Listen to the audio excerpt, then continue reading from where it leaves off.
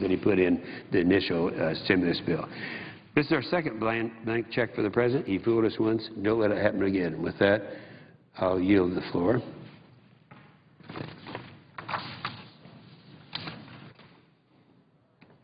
Mr. President. Senator from Iowa. Mr. President, I ask unanimous consent that Juliana Richard and Catherine Burge of my staff be granted 4 privileges for the duration of today's proceedings. Without objection.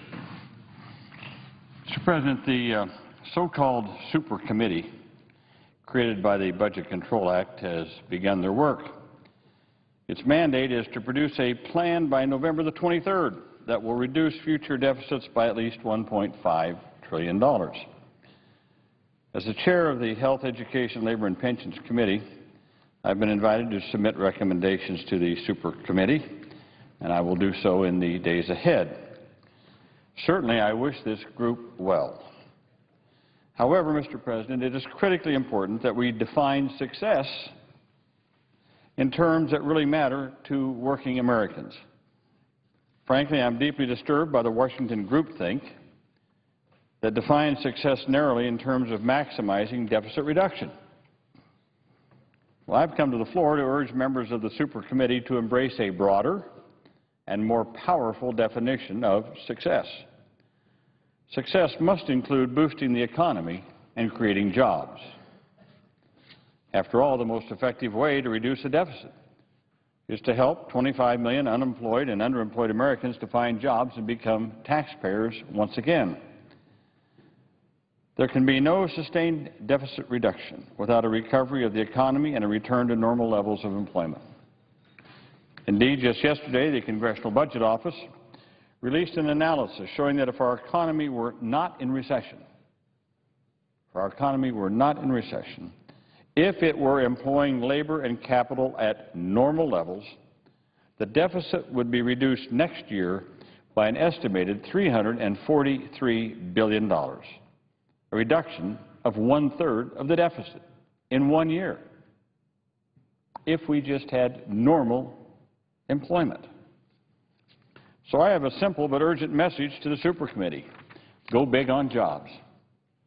That message would be strongly seconded by people like Connie Smith of Tama, Iowa. In January, she was laid off after working 27 years for the same telecom company. Since being laid off, she's been working as a contractor doing the same type of work for less pay and no benefits.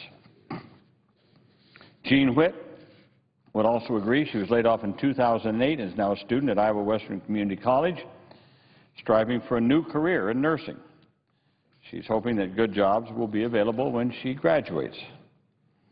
Mr. President, as I said, inside the Washington bubble here, our leaders have persuaded themselves that the #1 issue confronting America is the budget deficit. I assure you that ordinary Americans are focused on a far more urgent deficit, the jobs deficit. But I'm also concerned about a third deficit, the deficit of imagination and vision here in Washington today. I'm dismayed by our failure to confront the current economic crisis with the boldness that earlier generations of Americans summoned in times of national challenge. And let's be clear about the staggering scale of today's challenge. Our nation remains mired in the most severe period of joblessness since the Great Depression. As I said, some 25 million Americans are desperate to find full-time employment. According to new data from the Census Bureau, the poverty rate has risen to 15%, the highest level in 18 years. 20% of American children are being raised in poverty, 1 out of every 5 kids in America. Last week, the chairman of the Federal Reserve, Mr. Ben Bernanke, said that that unemployment is a, quote, national crisis.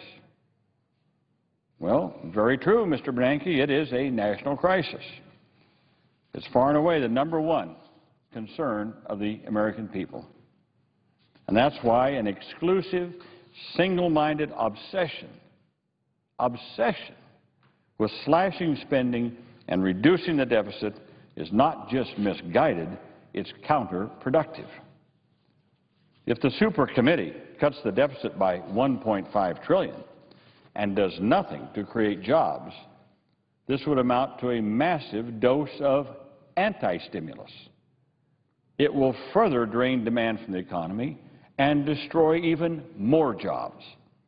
And that, in turn, will make the deficit worse, not better. It's the equivalent of applying leeches to a patient who needs a transfusion. Mr. President, we must stop this mindless march to austerity.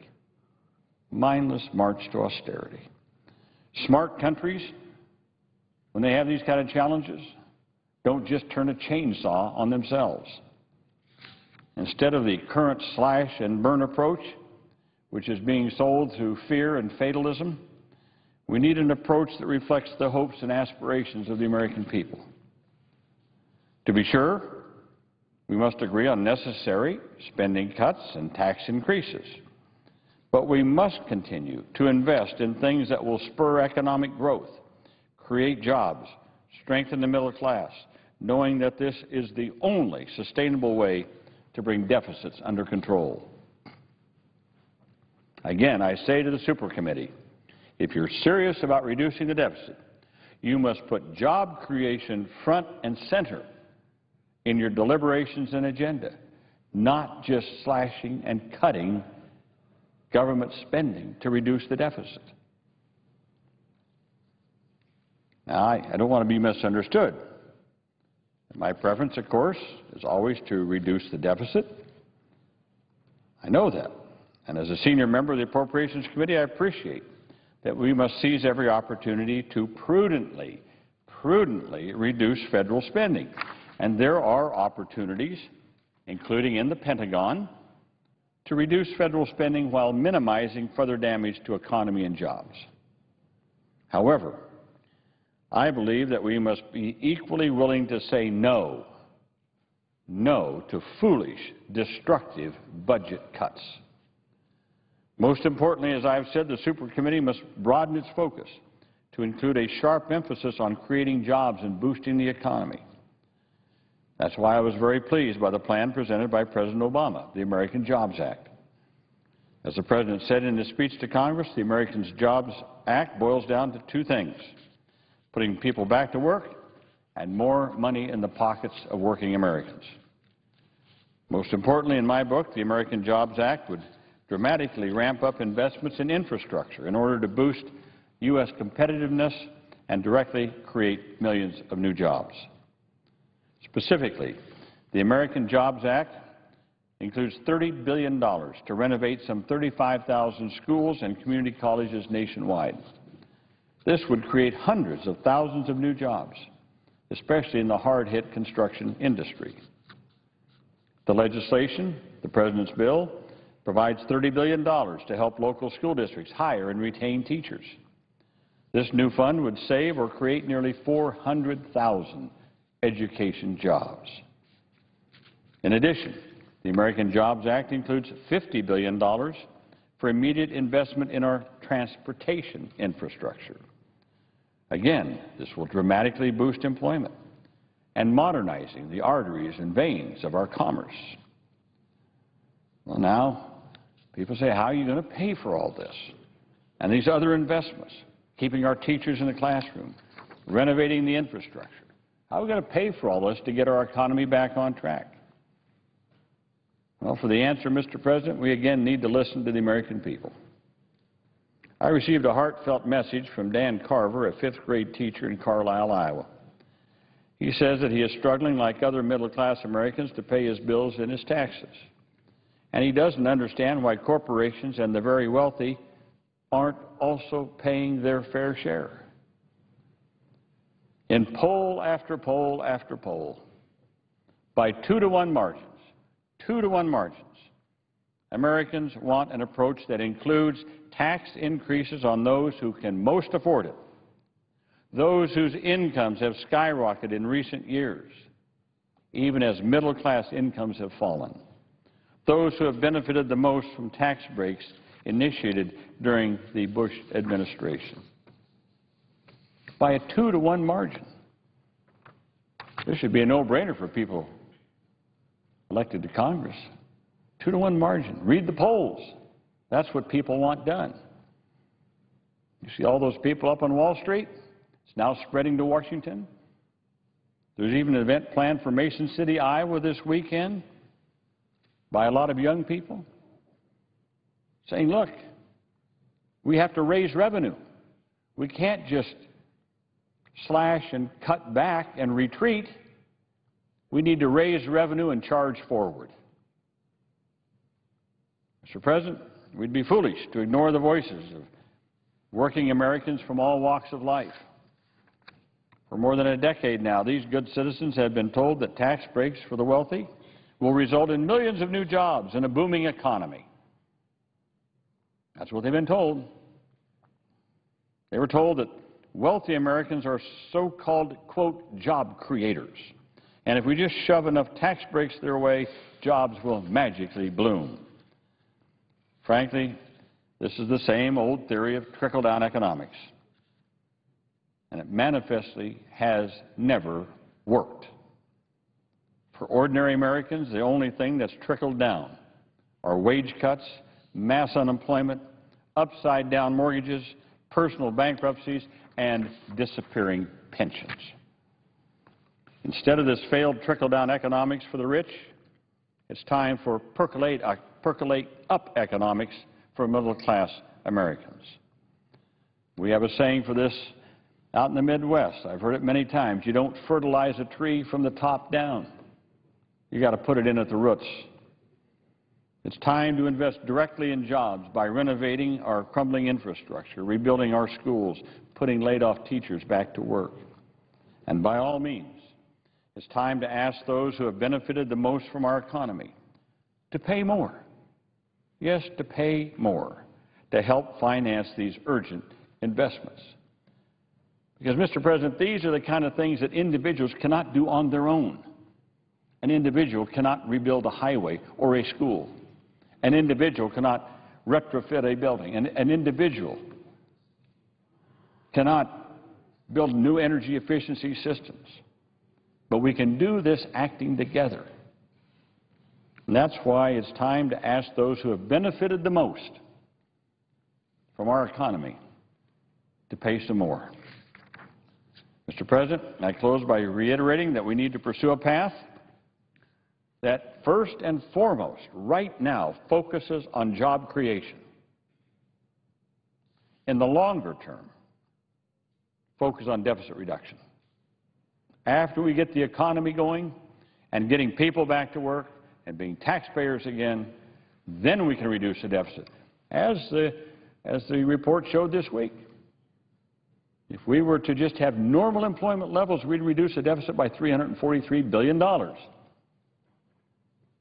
I say again to the Super Committee, don't just focus on slashing, cutting, and retreating.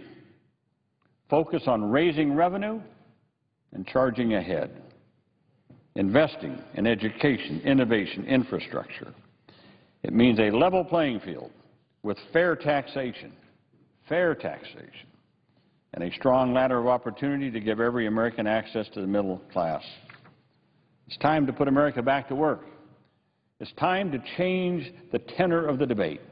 It's time to get away from this groupthink here in Washington that if only we'll just cut more government spending, somehow magically people will go back to work.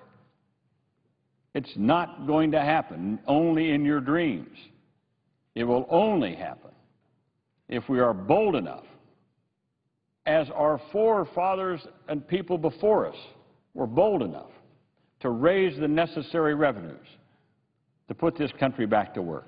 That should be the first charge of this Super Committee. Mr. President, I yield the floor.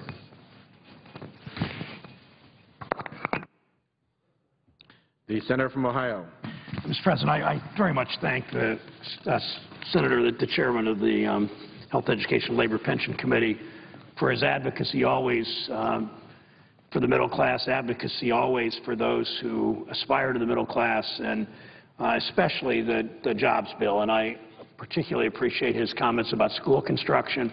That's a major component of the jobs bill. My state has gone through a pretty good period under Governor Taft, not in the same political party as me, but a friend of mine who launched a program 10 years or so ago in Ohio to begin to give incentives to local governments, local school districts to vote bond issues where there was a lot of state matching funds that build a lot of new schools, but nothing close to what we need yet with all the progress we made. And, you know, we tell our children that education is the most important thing in their lives, in our country, and then we send them to lousy, decaying, falling apart school buildings, and I don't think that quite clicks in kids' minds. And that's why, so this bill, the school construction part of this bill, first of all, it puts construction workers to work, and their high unemployment rates, as Senator Harkin said. Second, it puts steel workers and cement workers and concrete workers and people that are making the products, the glass makers, the glass companies and all manufacturers to work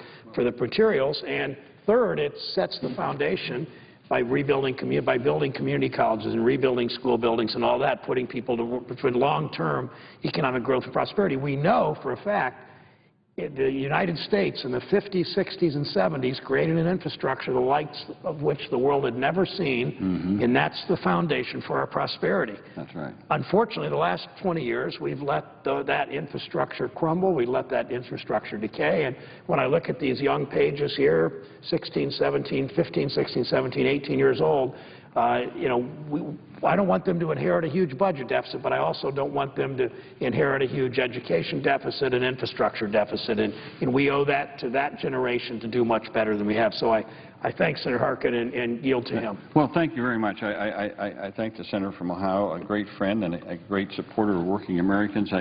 I would just say this, that the bill that Senator Brown has been championing, is now leading the charge here on the floor on the China currency bill, I think is one of the important steps forward in making sure that we start creating jobs for Americans. How can we create jobs for Americans when we have the Chinese currency that is underpinning their exports to America, undercutting our jobs here in this country? So this is a big step forward, and I hope that we can get cloture on this, and I hope we can move forward on the bill. So I thank the senator from Ohio for his steadfastness on making sure we get this bill to the floor and hopefully get the votes to pass it. Again, we can focus on the jobs in this country, but if we're just going to continue to allow China to undercut us in just every possible way through manipulating their currency so they can undercut us by, what, 20%, 25% on a lot of goods that come into this country, how are we going to manufacture those things once again in this country? What you said, and we're joined in the chamber by two of the sponsors of this bill, the presiding officer, Senator Whitehouse, and Senator Casey from Pennsylvania. You said something earlier about the super committee and deficit reduction, and what you said is exactly right, that many in this institution and down the hall in the House of Representatives don't seem to understand, and that is you can't only cut your way to prosperity. You've got to grow your way to a more balanced budget and prosperity. And one of the things this China currency bill will do is it is estimated by the Economic Policy Institute that over 10 years it'll cut the deficit $600 to $800 billion. Why is that? Because of job growth, because this bill provides, according to the Economic Policy Institute study, creates more than 2 million jobs. That's 2 million people, instead of receiving unemployment benefits, instead of being eligible for food stamps, instead of other kinds of things we do for people who are out of work, it will mean those 2 million people will actually be working, many of them in manufacturing, and those are $12, $15, $20 an hour jobs. They'll be paying taxes. They'll be paying into Social Security, into Medicare, into local retirement systems, all that, paying property tax for the schools, doing all the things that employed, hardworking taxpayers do. And so it really is a win in that situation, too. So while we need a focus on the President's jobs bill, this is one that makes so much sense, and that's why we need to move forward. The senator from Ohio clearly understands percolate up economics, and I appreciate that very much. I thank the senator from Ohio for his leadership. The clerk will call the roll. Mr. Akaka.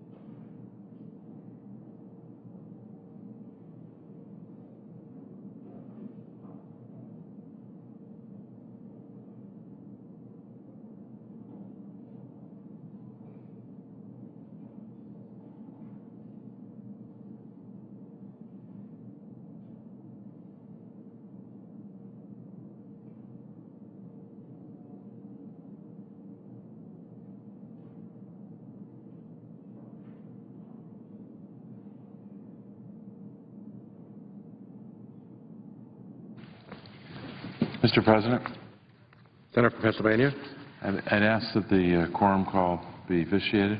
without objection.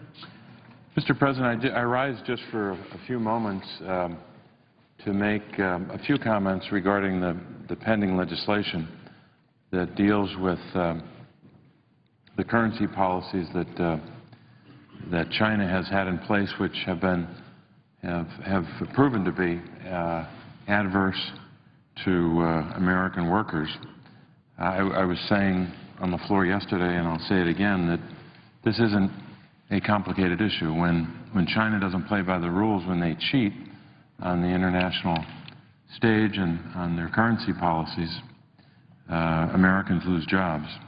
And we've lost far too many of them for us to just sit back and do nothing, or to sit back and just discuss and urge and plead instead of taking action. But what I failed to do yesterday was put a couple of basic numbers on the table.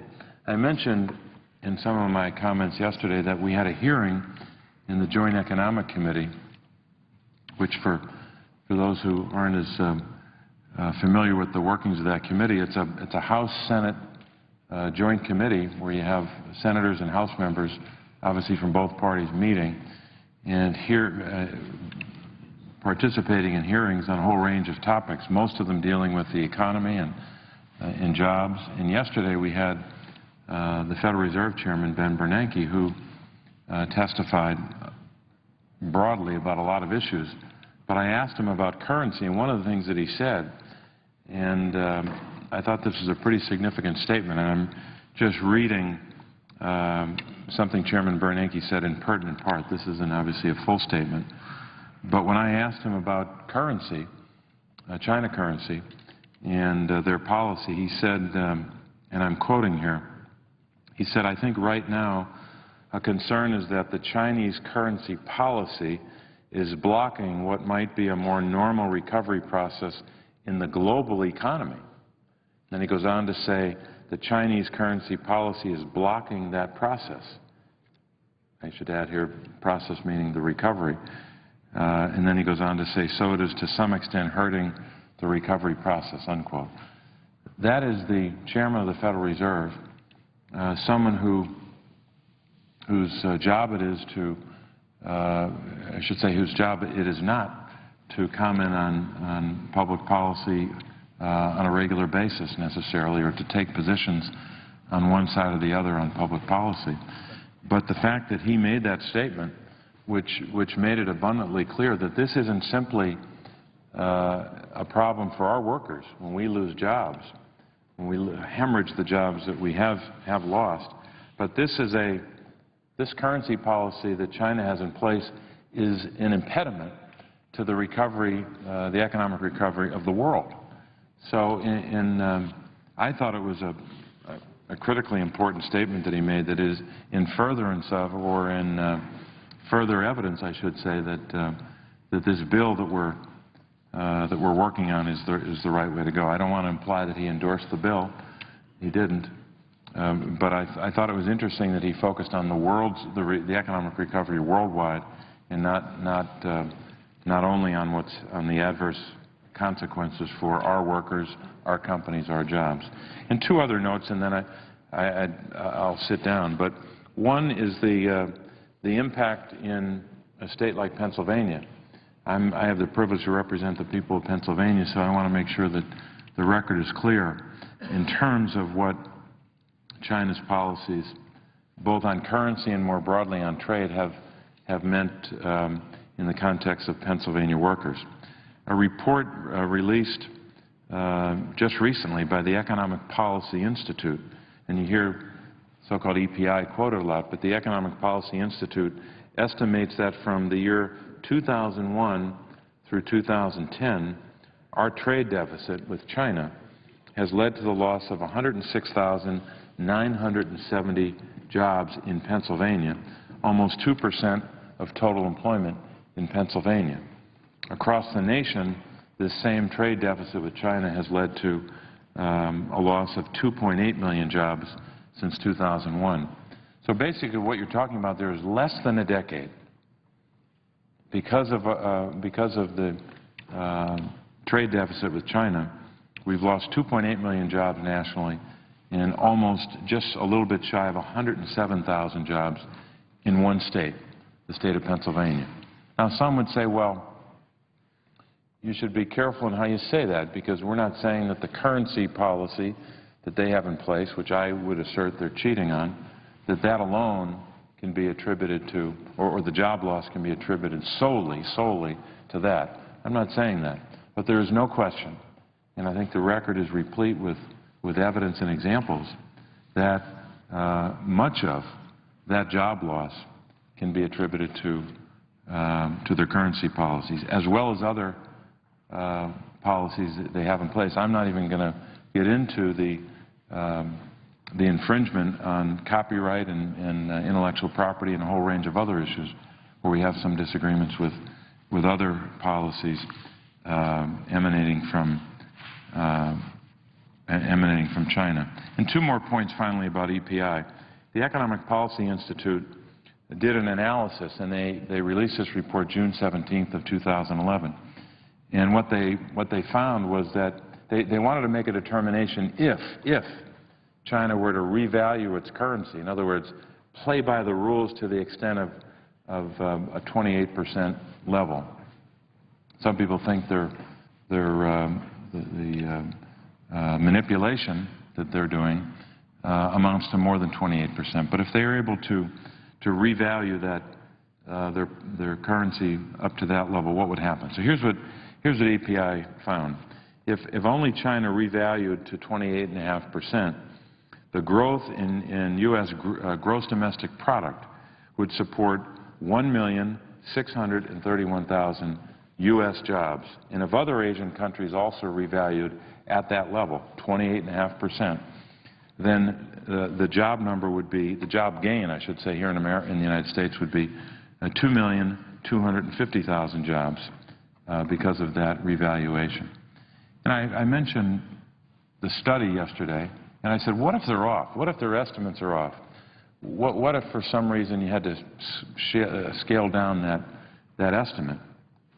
Well, if 1.6 million jobs, if they're off by even a lot, that's still a big job number. And if you add in the other Asian countries, which are obviously impacted by the policies in China, you're over 2.2 million jobs, and even if that's off, it's still a lot of jobs. So this is a jobs bill. When we talk about creating new consequences for China's cheating on currency, this is a job creator if we do it, if we can pass the bill and implement the policy. And we can create a lot of jobs over the next several years at the same time. So this has an impact on job creation, and it has an impact ultimately on gross domestic product. And I know that when I go back to Pennsylvania and people say to me, let me get this straight, you have a bill that deals with getting tougher on China as it relates to their currency policy. You have bipartisan support in the United States Senate, and it is a job-creating bill. Why won't this pass, and why don't you have this enacted into law? So I believe that we have a lot of momentum for passage. I would hope that the bipartisan support we have on the Republican side of the aisle with a number of Democrats would result in passage of this legislation. And especially when you put it in the context of 2 points that I made. One, the job impact, or I should say the job loss that has resulted from China cheating on its currency policy over all these years. And secondly, when you put it in the context of not just our economy, but the world's economy. When you have the chairman of the Federal Reserve saying that their policy on currency is impeding, or let me read exactly what he said just to be, quote, Chinese currency policy is blocking what might be a more normal recovery process in the global economy, unquote. Blocking recovery in the global economy. That is compelling testimony for anyone who cares about and is concerned about creating jobs here, strengthening our recovery, and obviously helping the recovery worldwide. So I think the evidence is overwhelming. The support for this legislation is as broad-based as any I've seen for any bill I've ever considered in the almost 5 years I've been in the Senate. So we need to finish the debate on this week and get a vote, and I would hope that we would continue to have an overwhelming vote that reflects the overwhelming support across the United States. And, Mr. President, I would yield the floor and note the absence of a quorum. The clerk will call the roll. Mr. Akako.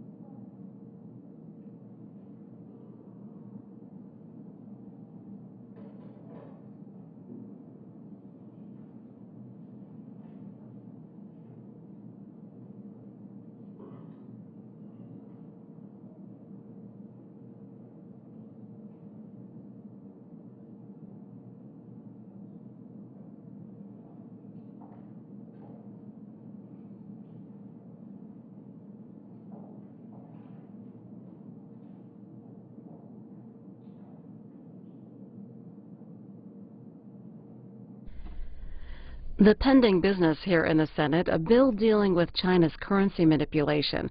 It doesn't mention China, but allows sanctions against any country found to be holding its currency artificially low. Senators are planning to vote tomorrow on limiting debate on the legislation and also on only allowing germane or relevant amendments to the bill. The National Journal writing about Chinese officials who yesterday warned that the bill could spark a trade war. The Chinese Central Bank, Foreign Ministry, and Ministry of Commerce all slammed the bill as an attempt by Washington to find a scapegoat for structural economic problems. The article in the National Journal goes on to say that critics of Beijing's currency policies say China's undervalued currency gives it an unfair advantage, costs American jobs, and contributes to the trade gap between the world's two largest national economies.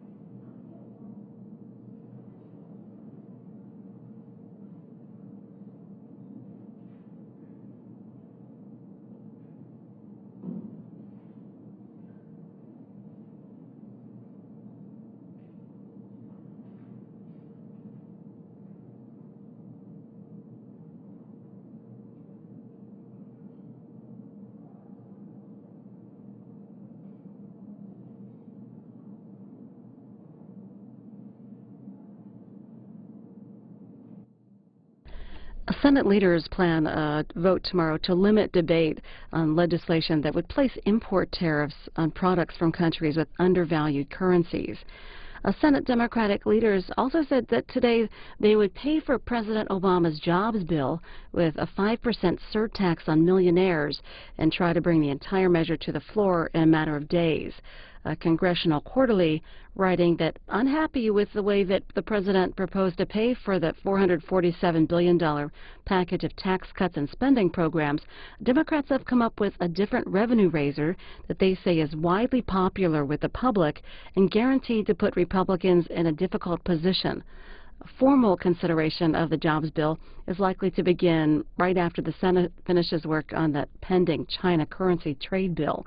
You can see the briefing with Senate leaders, including Majority Leader Reid, on C-SPAN after the House is out, and right now at cspan.org. Earlier today, Congressman Ron Paul spoke at the National Press Club talking about his campaign for the Republican presidential nomination. You know, before I get into my remarks, I did want to make one announcement with the campaign. I'm not very good at remembering the details of campaigning because I get really very much involved in economic policy and foreign policy, and I don't talk a whole lot about the intricacies of the campaign. But, you know, we did just end a quarter for fundraising, and the reports will be out, I think, on the 15th. But we do have pretty sound numbers that we have on the amount of money we collected. And I've been told by the staff that we have collected over $8 million, and also that our number of donors to the campaign now is over 100,000. So we are very pleased with that and believe that will give us the energy to keep the campaign moving right along, since right now there's a lot of energy with our volunteers and with our organization, and we have a lot of energy associated with our young people on college campuses, so that will continue. But I do want to spend some time today to get started in the discussion is on economic policy, because in the campaign, economic policy right now is the big issue, and the issue of jobs and why we're in a recession and what exactly is going on. 4 years ago, this subject came up, and even in '07, I was talking about being in a recession, and this was sort of fluffed off. Things have changed a whole lot. My concerns about the monetary system, the Federal Reserve System, the unemployment rate, the financial bubbles that we were experiencing early on have all come about where the average person on the street knows there's something very seriously wrong. And this is not like another recession. We've had 17 setbacks, recession types, some more severe than others, since we've had our Federal Reserve System. So this whole idea that the Federal Reserve is supposed to be the major participant in central economic planning, and they're supposed to give us stable prices, and they're supposed to give us full employment. I would say the evidence is out there. They haven't done a very good job. And even though they might give you statistics and say, well, yes, prices aren't going up that much. Actually, we would like them to go up a little faster, and we only have 2% inflation when they measure prices and CPI. But that is a fiction, and I think most people know it. If you go back to the old calculation of CPI, and if you look to the free market economists, you will find that prices are going up at a rate of about 9%, and for some people in the economy it goes up even faster. So everybody's inflation rate it's not all the same. So, you know, if you're a very wealthy person, you don't really care about the price of gasoline and other things. But if you're living on the margin, or you're a retired person, it's a very serious matter. And right now, retirees are suffering a whole lot because the last two go-arounds, they didn't get a cost of living increase, claiming that there's no price inflation to worry about. But my challenge over the many years and my motivation to get involved in politics in the 1970s had to do with economic policy in relationship to the principle of personal liberty. I deal with, if somebody asks me what my main goal is, and that is to restore individual liberty to everybody in this country equally. And then you would have a special way of looking at all civil liberties. You would have a special idea about what kind of foreign policy we should have, but certainly it would tell us what kind of an economic policy that we would have. So I believe in the free market. I believe the free market is the only humane system that can provide the maximum benefits to the maximum number of people. And I reject central economic planning. My whole problem in a political sense is that we are now witnessing the failure of an economic system that has been with us, especially since the 1930s, because basically we as a people in our universities have been taught Keynesian economics, and that's planned economy, and the Federal Reserve has become the big central economic planner. But the results right now and the demonstrations on the streets, not only around the world but here in the United States, demonstrates that there's a lot of people who are pretty upset, know there's something wrong, and they want something different. But the big goal is to define exactly why and how we got into this mess and what we have to do to get out of it. The whole theory behind free market economics is that the Federal Reserve is the key instrument for the business cycle. Their job is to monkey around and fix interest rates, the price of money. Most people in this country, most economists, conservative or liberal, are no longer pushing wage and price controls. That doesn't mean they might not try that later on, because wage and price controls are coming in medicine, and that's one of the problems we have already, and we'll have it much worse. But nobody really is out there saying wage and price controls is something that is beneficial. But when it comes to fixing the price of money, fixing interest rates, nobody asks any questions. They just assume, well, the Federal Reserve knows what's best. They know exactly how much money there should be. They know what the interest rate should be. And yet, in free market economics, we have come to understand that prices are key. The price of a product tells this businessman and the consumer what to do. If the price is too high, the consumer doesn't buy. And then the businessman knows what to do. So without that, socialism is destined to fail. And this is what a free market economist by the name of von Mises in 1912 predicted. Free market economist by the name of von Mises in 1912 predicted. So he predicted the default of a communist system before it was actually really, at its best level. It was yet to come, but socialism was, explained to never work, and it didn't work, and we've seen the failure of it. The only question now is whether interventionism, which is what we have today, how long it will last. But money is 1/2 of every single transaction, and yet we don't question the fact that a couple individuals secretly, 12 people get together and say, oh, I wonder what the money supply should be this week. Oh, there's a crisis going on. Let's double the money supply. Let's create $15 trillion worth of bailouts. Who gets the bailouts? Oh, the people who are too big to fail. The people who are too little to worry about, they go and they lose their jobs and they lose their houses. This is all done behind the scenes. The Federal Reserve is bigger and spends more money than the Congress does. And there's no oversight. And this is one of the reasons I have for years and years argued for oversight. Back in the 70s, it was Henry Royce, a chairman of the Banking Committee, wanted to do it, and Henry Gonzalez, another Democratic chairman, he tried to get it done. It hasn't been done. But we are making inroads due to the lawsuits that have come up and due to a very partial audit that we had last summer. So we are getting some information. The information isn't good. The Fed was involved with probably about $15 trillion worth of transactions, and 1/3 of it was there to serve foreign banks. And when the American people hear this, no wonder they're up on Wall Street raising Cain, because they know that the system is biased against the average person. And I think this is an issue that really questions the whole idea of the interventionist system. And what I said at my opening remarks was that the free market is the humane system. It's a humanitarian system. It is the very best, and yet it is we who argue for limited government and free markets are always saying, well, you guys don't care. You just put people in the gutter. You won't give them anything for free, and this is the result. Well, the result is that the system we have today, whether it's the recession or the result of a financial bubble, just think of the housing programs. We had easy money, easy credit, lower interest rate. Everybody was to have a house. And not only did the Fed make the money available, then there were the affirmative action programs telling the banks they had to make bad loans. And it seemed to work. People were buying houses. It was fantastic. The price of houses would go up and they'd borrow more against it. And people didn't know there was, I don't know how anybody could miss it, that there was a bubble out there. So they continued to do that. And then the bubble bursting, it was predictable by free market economics. It comes and what happens? Yelling and screaming and scaring the people. There's going to be a depression. There's going to be a depression if you don't bail out. Bail out the rich, bail out the corporations, bail out the banks, bail out the foreign banks. They didn't get the depression.